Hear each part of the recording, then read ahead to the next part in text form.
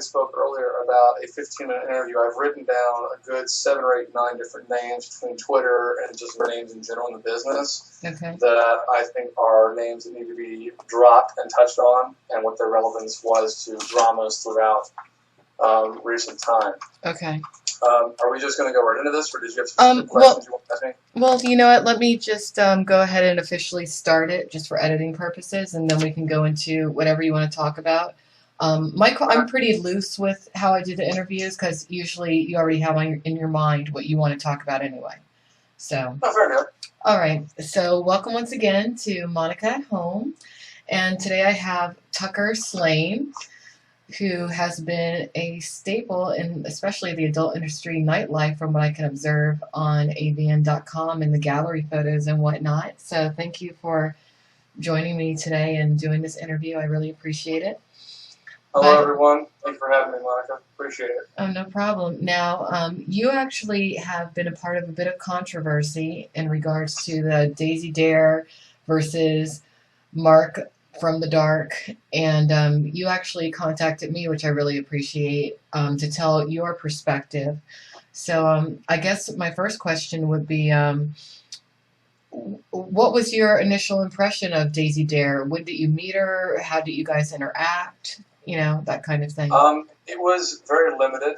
About 90% of that conversation was had between Marc and Daisy privately without me around. The only thing that I was aware of before and once she got here was that myself, a fellow roommate, and Marc were going to be splitting the cost of her plane ticket 3 ways, which was going to total $150. Okay. The impression that Marc gave us both, me and my fellow roommate, who I'm not going to name because he's not technically in the business really, was that we would get our $50 investment back by camming, doing his boy-girl cam show, or mine. Okay. That was it. Other than that, I kind of just got the impression that he was looking to recruit her to the industry, help her make money, get her the right connections, etc. So that was the limit of what I was told that was going to go down. Okay. So so Daisy arrives, you know, she begins trying to seek work via Marc, and do you recall her booking a bunch of jobs, or not so much? Was she webcamming more? The jobs were not necessarily brought to my attention so much because it really wasn't my business. My business was simply, how soon can I get my $50 investment back doing our Boy Girl Cam show? Right. I don't like to delve into the business with Marc any more than I have to so that I can have plausible deniability. Unless the females come to me separately from Marc and have a conversation, whether it be good, neutral, or bad, and then I'll listen to what they have to say, and I'll give my professional perspective on it. But I know the only scene that I heard of that was like initially booked for her was some sort of fart fetish scene that did not go very well. Other than that, he was working directly with Corey of Ideal Image Management, and there just didn't seem to be much, big stuff coming or anything that was to the level of what a new girl in the industry should receive.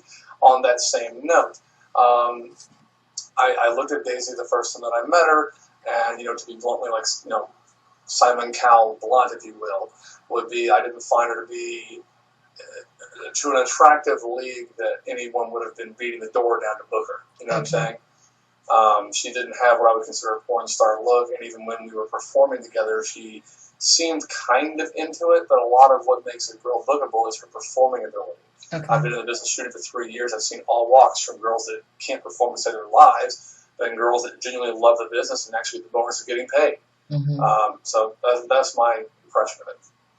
Okay, well, that's interesting. That's interesting, and actually, that's probably the most professional opinion I've heard in this entire. Well, I try to keep it professional, despite some people's. Well, let's talk a little bit more about you, because you don't just, you're not just a webcam guy. You're actually very heavily in many different areas of the industry, from what I'm aware of, and you've gotten to know a lot of girls in the industry. Where do you think things went wrong in this particular situation, from your view? I'm going to address that very generally. Okay. I'm 30 years old, a military veteran, I'm college educated, and I was brought up in a southern hospitality kind of a home. Okay. And I was taught that you may think you're good at what you do, you may think you're a great guy, etc. But what I believe is that even when you think you're right, you may be wrong in someone else's opinion. For the first year and a half of this business, I was not only a longtime fan of the industry, but, I was passionate to succeed in it. And in doing that, and in the nature of my personality, my passion and drive can unfortunately be interpreted and misunderstood as maybe too much.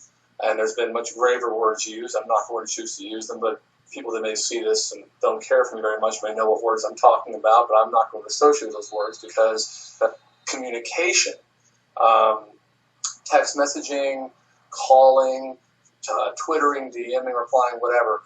I came on very strong to a lot of people, to what I thought was get into the industry, do scenes, be successful, meet girls, meet guys, etc. And a lot of that was taken as too much, and a lot worse interpretation words were made.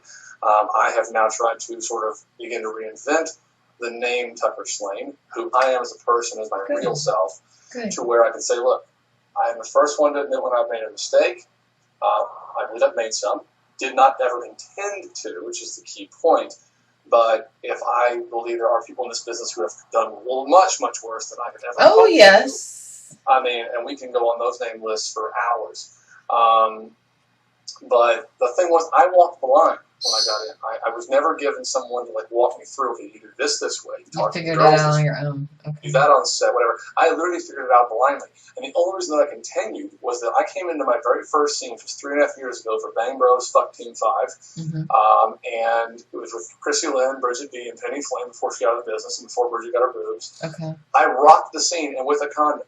Justice Young shot it and was impressed. And I thought, if I can do this, because I didn't know if I could or not, then I'll continue. If I can't, then I'll stop. But I rocked that scene, and I've rocked many, many scenes since then. So it just bodes, hey, if I can make $300 to $400 to $500, why not? Especially when my only intention ever is to be successful and help others be successful. Yeah, and I've actually heard one thing that I heard from a different interview that actually impressed me about your business savvy is that when you webcam with a girl, you pay out of pocket immediately. Am I accurate in saying that? It is, and I want to make one point extremely clear. I never, and I say this up front for the girl, webcamming is never to be considered scene rate money. It is to be considered extra part-time money. If you're going to go be making an appearance at a club, for instance, you might make a couple $100 and get a free bottle of liquor. It's along the same lines. You may make $100, you may make $1,000 if you're a big name. If you're brand new, you probably won't make very much. But when you are not doing scenes and not waiting on that agent to call you and say, hey, you've got a boy girl on this date and that date, and you got nothing else the rest of the week, why not take an additional opportunity to make money? Period. Because, you know what, that's cash you wouldn't have had in your pocket unless you chose to. I agree. And I've been construed as, trying to maybe take advantage or scam or whatever the fuck. And I'm like, no, I tell every female I ever work with up front, webcamming is unguaranteed unless you're some massive company, which I never claimed to be. I do pay cash out of my pocket the same day because cash in a girl's hand is like, wow, that's money. And then I don't have to worry about her beating my door down or beating my phone down and say, oh, you get paid, I need to make blah, blah, blah. I'm like, no. We've made $250. Let me give you the percentage we agreed upon right here in your hand in front of you, even if it's only $220. You can never say that I was not a man of my word and that I said this is what it could be and this is what it was. Here's your money, done. End of transaction. It's that simple. Well, I find that very impressive, actually. I've been a webcam girl since 2002, prior to my going into porn, and I've always worked for myself. Oh, it definitely is. It definitely is. That's interesting.